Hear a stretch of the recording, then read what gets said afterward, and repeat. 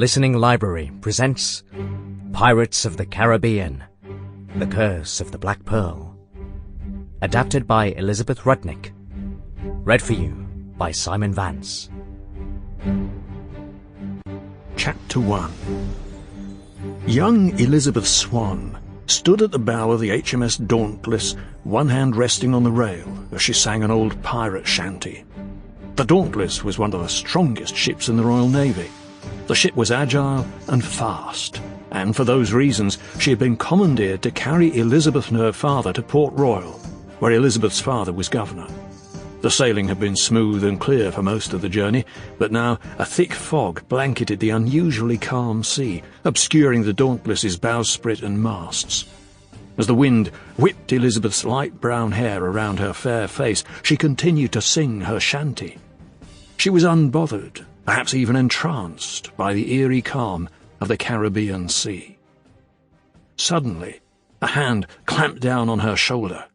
Startled, she quickly turned and found herself face to face with a member of the crew, one Mr. Joshua Gibbs. He was an older man whose appearance seemed like a record of all the places he'd sailed to and the things he'd done and seen. His face was wrinkled and weather-worn, and his hair was as grey as a stormy sea. As he leaned close to Elizabeth, she could smell the strong scent of the sea on his skin and clothes. "Quiet, Missy," he snarled.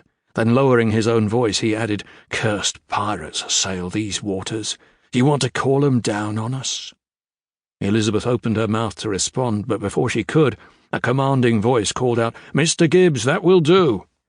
Striding over to Elizabeth and Mr. Gibbs, Lieutenant Norrington came to a stop and glared down at the older seaman. Outfitted in the uniform of the Royal Navy, with a wig of shocking white hair below his hat, Norrington cut a striking figure. He had been ordered to accompany Governor Swan and his daughter to Port Royal, and to Norrington that duty included keeping old, superstitious sailors away from his young charge. Following close behind Norrington was Governor Weatherby Swan, Elizabeth's father. He wore the white, curly wig of a political figure, and while he looked uneasy aboard the swaying ship, he still carried himself as befit his high status. But the presence of neither Norrington nor the governor was enough to stop Gibbs from speaking his mind. "She was singing about pirates," he argued.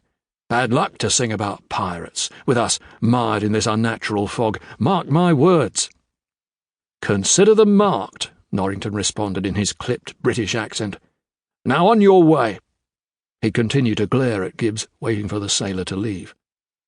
Finally, Gibbs shrugged and turned to go, but not before muttering, "Bad luck to have a woman on board, even a miniature one." Elizabeth didn't seem to notice the remark.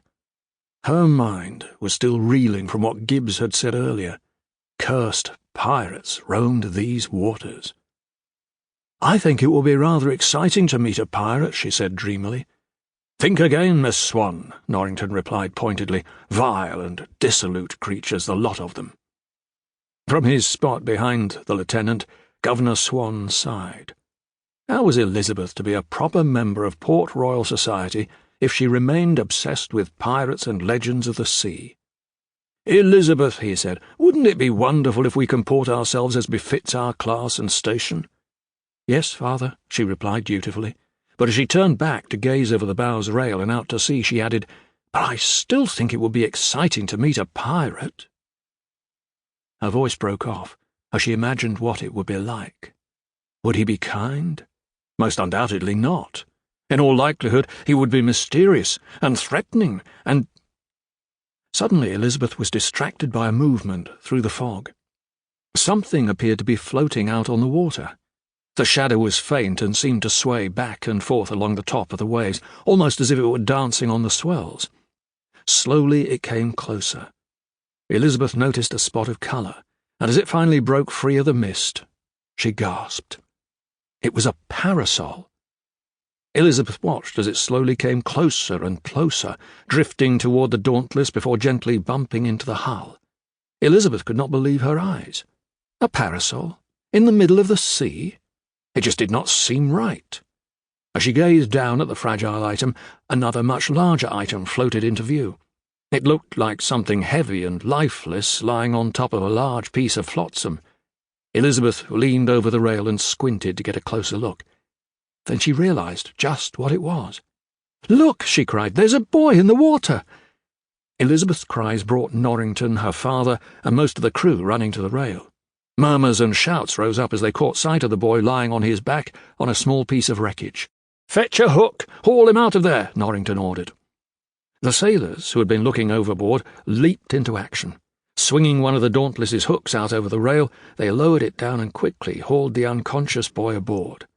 When he was safely on deck, Norrington leaned over to examine him. "He's still breathing," the captain declared. "Where did he come from?" Governor Swan asked. A gasp from Gibbs prevented Norrington from responding.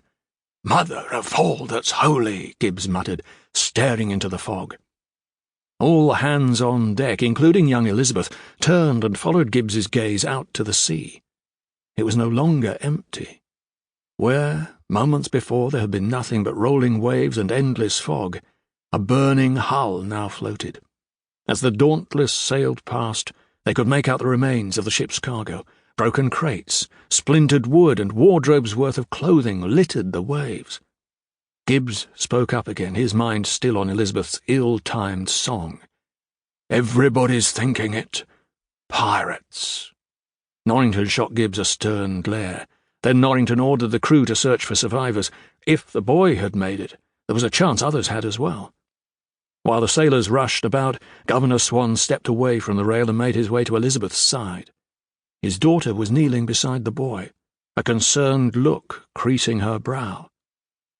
"Elizabeth, the boy's in your charge now. You'll watch over him?" Governor Swan asked.